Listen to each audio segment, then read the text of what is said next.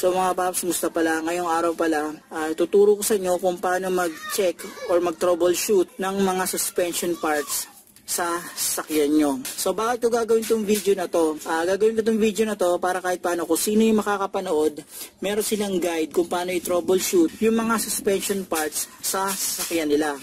Kung paano nila mahahanap yung kalampag, lagutok, langit-ngit, paano nila ma-check yung pinaka-problema ng bawat pyesa.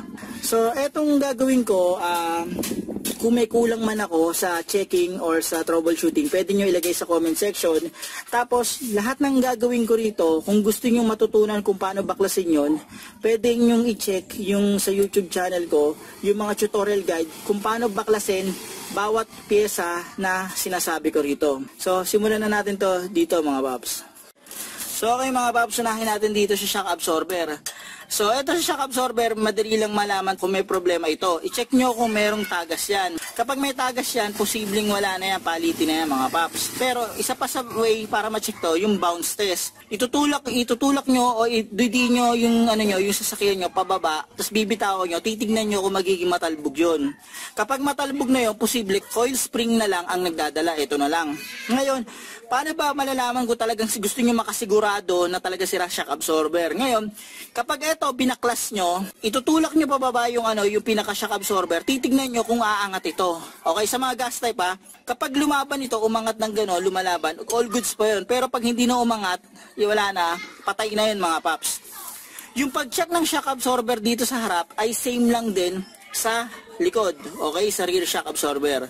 So susunod natin itong shock mount or strut mount. So itong strut mount dito nakalagay yan sa loob. Ito, may mga way para ma-check yan. Unang-una, dapat straight yung yung manibela nyo, hindi nakaliko.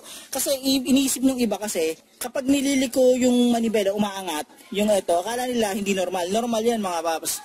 Tapos nun, tingnan nyo kapag ito sobrang taas ng gap. Ngayon ito, wala namang specific kung gaano kataas yung gap nito. Pero may pagkakataon din na kahit mataas ang gap, hindi ibig sabihin ng sira na. So kumbaga parang isa lang yung sa initial inspection o nagagawin nyo para ma-check kung may problema ito. Kapag sobrang taas ng gap. Ulitin ko kapag sobrang taas ng gap nito, hindi 100% na ibig sabihin ng sira. May pagkakataon pa rin na yung iba, kahit mataas ang gap, good pa rin yun. Ngayon, eto, i-check nyo rin yung yung nut nito sa taas. Kasi kapag ito lumuwag, yung nut sa taas, hindi masyadong mahigpit, may tendency yan, kakalog yan pag dumadaan kayo sa humps. So eto, kung gusto nyo makasigurado kung talagang palitin ang shock mounting nyo, kapag binaklas nyo to, makikita nyo naman yung shock mounting nyo, pitpit na. Napipitpit kasi yan mga paps katagalan. Tapos ito ba isa? Yung naman, kapag lumiliko kayo, lumalangit-ngit, i-check nyo rin, ito, yan. Minsan ito problema, madalas yung sa yung sa bearing, shock mounting bearing. Yung tipong pag nililiko nyo, lumalangit-ngit, isa yung sa dapat nyo check mga paps, yung shock mounting bearing yan, nakalagay dito sa loob. Ito pa, turok pa sa inyo. Pwede nyo gawin to mga paps kapag i-check nyo kung may problema sa shock mounting nyo. Kapag nakalagay yung gulong, maglagay kayo ng konting gap sa ibaba, tapos gumamit kayo ng kabra, tapos ang gawin nyo, igagarin nyo. Kapag ginaganon nyo mga paps, tingnan nyo kung aangat yung sa bandang taas ng shock mounting. Kung habang ginaganon nyo ng kabra, tapos nang biglang umaangat dito, yan dito, talagang yung grabe na yung play dito sa taas. Pa-check nyo yung shock mounting nyo mga paps. Posible pitpit na to. So mga paps, dito tayo sa rear shock absorber. Sa pag-check nito, same lang din ang nasa front. Pero may isang checking dito na hindi na gagawa. Sa taas ng ng shock absorber na to, mayroon yun parang counterpart ng shock mounting. Yun yung tinatawag na rear suspension support dito. Okay, maliit na siya. Para siyang washer na merong rubber.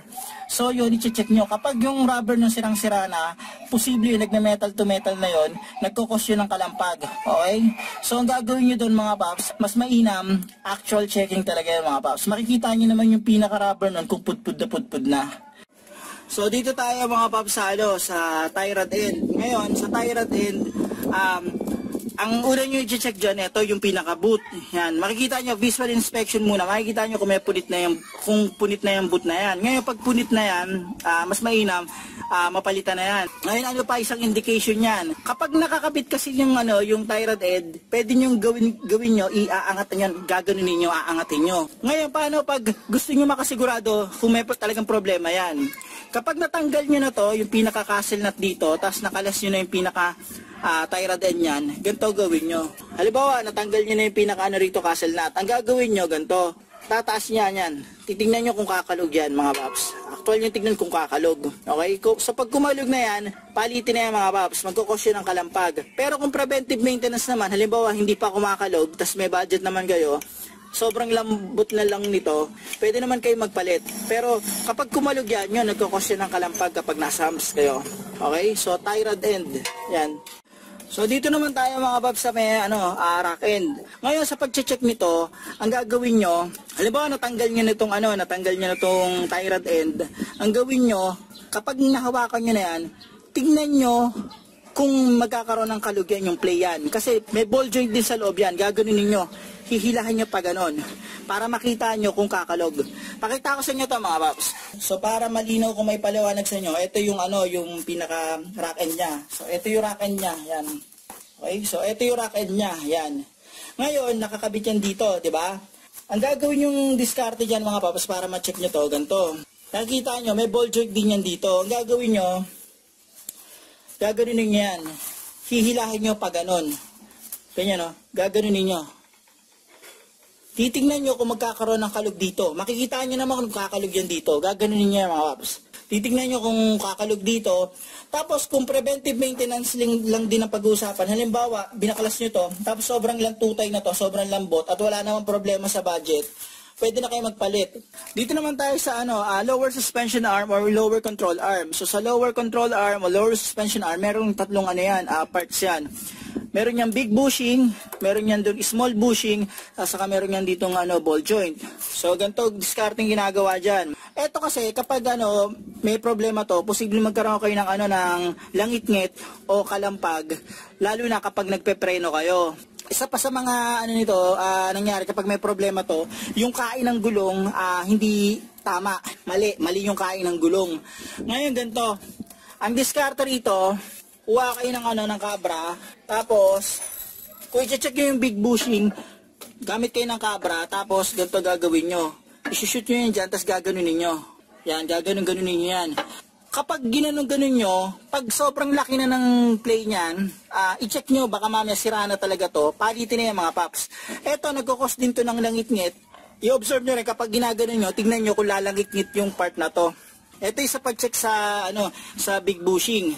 Sa small bushing, ganun din yung pag-check dito. Up and down nga lang yung paggaganon mo pag gagamitan mo ng kabra. Kaso, hindi naman ganun kabilis masira yung sa small bushing. Madalas nasisira dyan itong big bushing.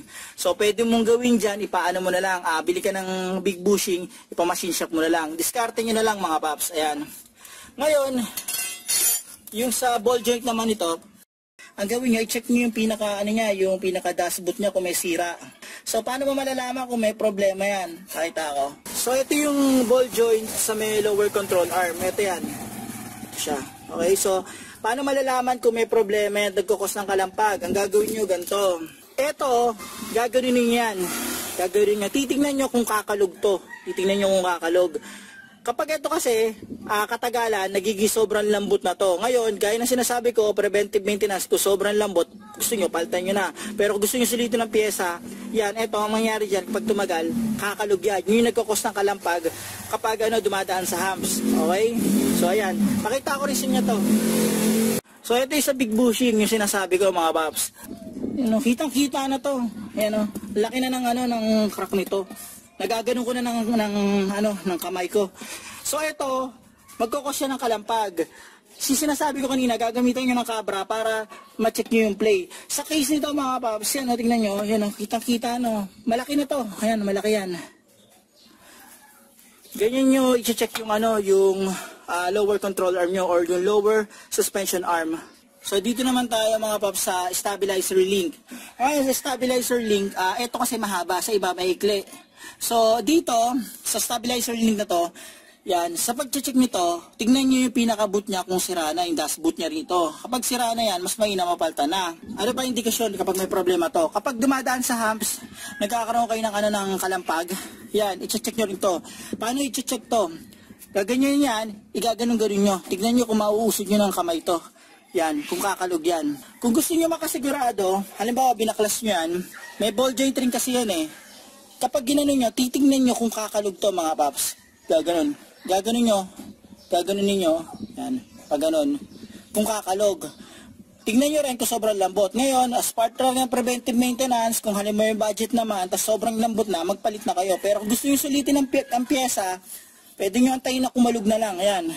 So, ganun yung pag-check nyan. May isa pang way para i-check yan. Ano kayo, nakakabit to, di ba nakakabit? Iikot nyo lang yung manibela. Tapos kailangan may katulong kayo, hahawakan to. Hahawakan tong itong part na to. Tapos nun, i-bounce nyo yung harap ng sasakyan. Habang binabounce yun, tignan nyo yung isang hawak dito o obserbahan kung may kakalog dito sa part na to. So ito kasi, itong stabilizer link, ang silbi niyan, kung sira na kasi to, ma-observe nyo rin na yung yung mataas yung body roll niya. Kaya nga ibig sabihin, kaya nga ang meaning niyan stabilizer di ba? Stabilizer link. Nag-stabilize siya ng sasakyan. Kumbaga parang nare-reduce niya yung body roll ng sasakyan kapag lumiliko tayo. So kapag sira yan, tataas yung natin, body roll natin. So ito mga babs, dito tayo sa sway bar bushing, yan. So ito yung pinaka sway bar natin, yan. Ito yung pinaka bushing yan. Ito mga babs, medyo mahirap hulihin to. Mahirap i-troubleshoot saka hindi ito napapansin. So, ang diskarte dyan, titignan nyo kung mataas na yung gap nito, malaki na yung play niyan. Kapag natanggal nyo yung stabilizer link, pwede nyo igalaw to, itong bakal na to, gaganon-ganon yan. Aalugin nyo, pataas, pababa, titignan nyo kung malaki na yung play niyan. Yan. Makikita nyo rin dito yan, yung may gap yan dito eh. Makikita nyo. Kapag sobrang laki na ng gap niyan, ito, nagkukosto ng kalampag sa rough road, sa humps. Ang epekto din nito kapag sira na to, yung body roll natin, mapapansin nyo, masyadong mataas.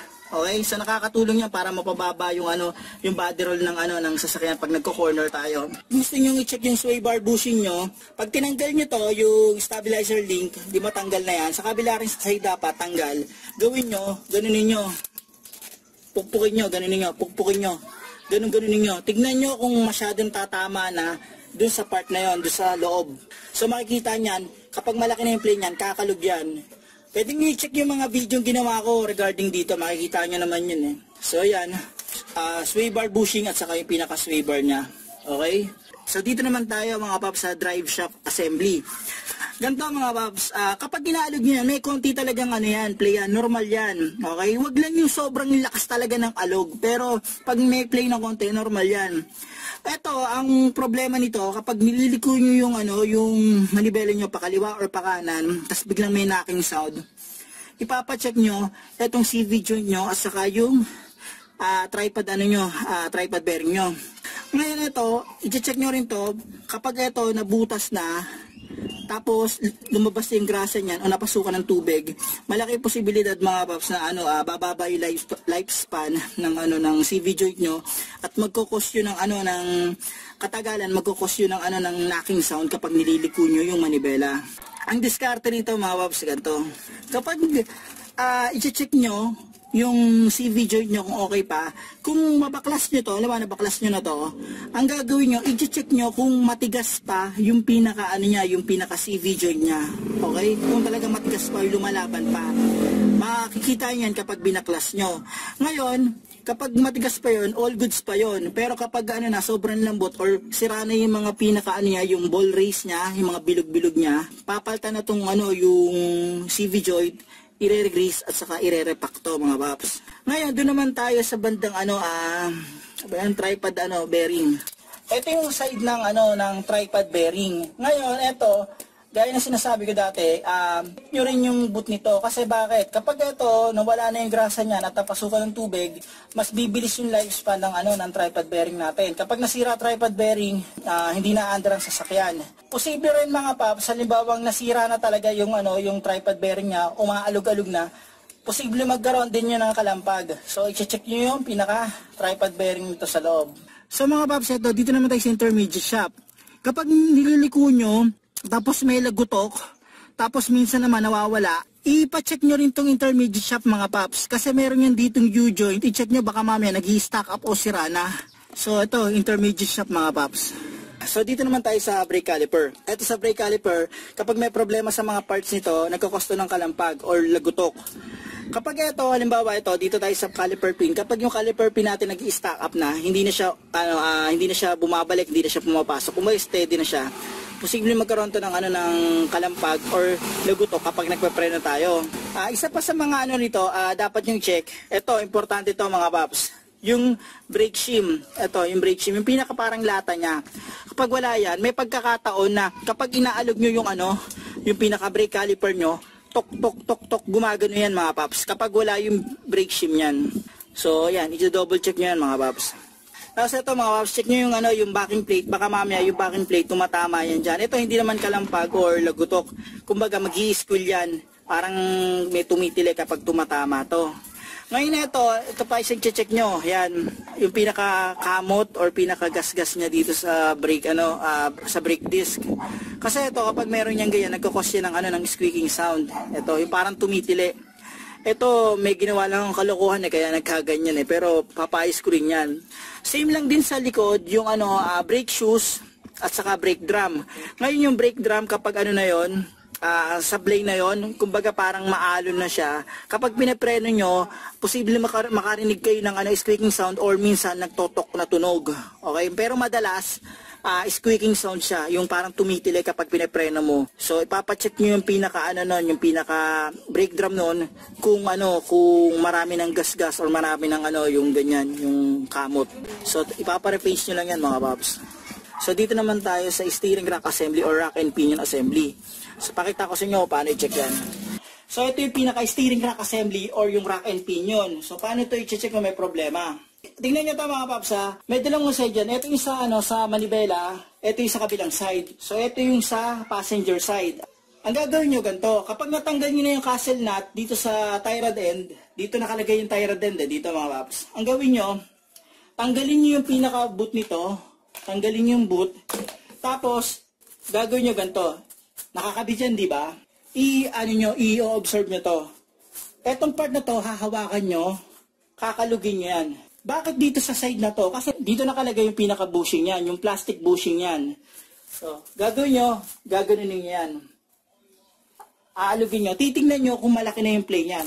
Nakita ko ha. So, dito nakalagay yung bushing yan, dito sa side na to. Gagawin nyo, di ba nakakabit yan? Nakakabit sa yan, di ba? Sa sakyan. Aalugin nyo to mga paps. Yan, aalugin nyo yan. Aalugin nyo lang to. May konting play yan, okay yan. Pero wag lang yung sobrang laki. Kapag sira na yung yung bushing yan, kapag worn out na yung bushing yan, sobrang na yan, kakalug na yan mga paps. Ito yung minsan narinig natin na merong rattling sound kapag dumadaan sa sa mga rough road, maririnig nyo yan. Parang may umaalog na na tawag rito na yung bato nasa loob ng lata. Yan, maririnig yan. So ito, ganun yung pag-check niya mga paps.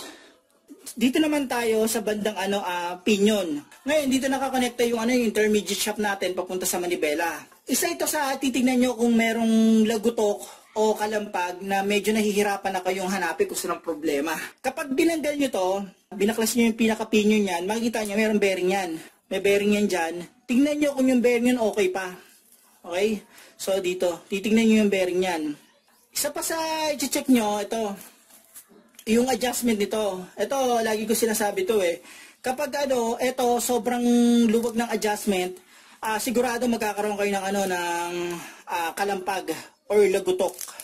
So, i-check nyo yung adjustment. Dapat tamang adjustment lang. Pero yung iba, ginagawang diskarte, hinihigpitan para mabawasan yung kalampag niya. Hindi lang palagi, dito sa side na to yung problema. May pagkakataon din na nagkakaproblema din sa side na to. So dito tayo sa lower transmission engine support or yung center support. Ito. So bakit ko sinama to mga paps? Ito, share ko lang. May pagkakataon mga paps, di ba alam naman natin ang problema niyan, vibration, ganyan, kapag sira na or pagbago yung engine support or transmission support, magiging ma-vibrate yung dashboard natin, yung makina natin. Kapag replacement ang pinalit nyo, may pagkakataon na kada ship nyo, kada palit nyo ng gear, nagkakaroon kayo ng lagutok or tok na tunog. Isa ito sa dapat nyong ipacheck.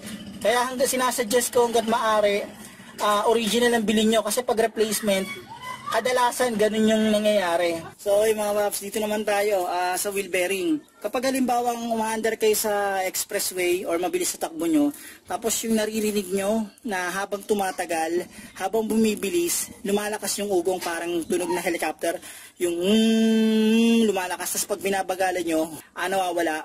Isa sa mga posibleng problema ng wheel bearing. So sa initial check, pwede nyo gawin, naka-neutral sa likod, naka-neutral siya, papaikutin nyo, tapos i-observe nyo yung niya, yung wheel hub assembly niya, habang pinapaikot nyo, tingnan nyo kung merong kakaibang tunog. Or, pwede nyo gawin to.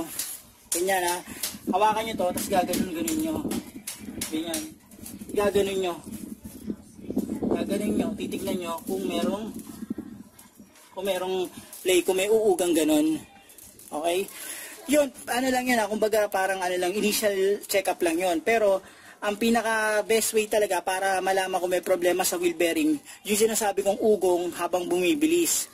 Tapos nun, isa sa pinaka siguradong paraan, syempre, tanggal yung pinaka steering knuckle niya or yung wheel hub assembly niya para ma-inspect ng actual yung loob ng wheel bearing. Okay? So mga paps, hanggang dito na lang yung video na to. Sana nakatulong to video na to in case na magta-troubleshoot kayo ng problema nyo sa suspension sa inyong sasakyan. So yung mga parts na binanggit ko, kung may kulang doon, may mga ibang troubleshooting tips na gusto nyo dagdag, ilagay nyo na lang sa comment section.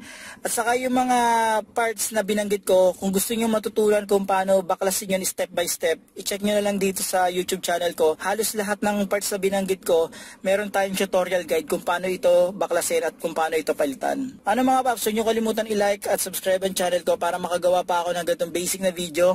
Huwag nyo rin kalimutan i-hit ang notification bell para updated kayo sa video na ginagawa ko. Mga paps, maraming salamat sa inyo.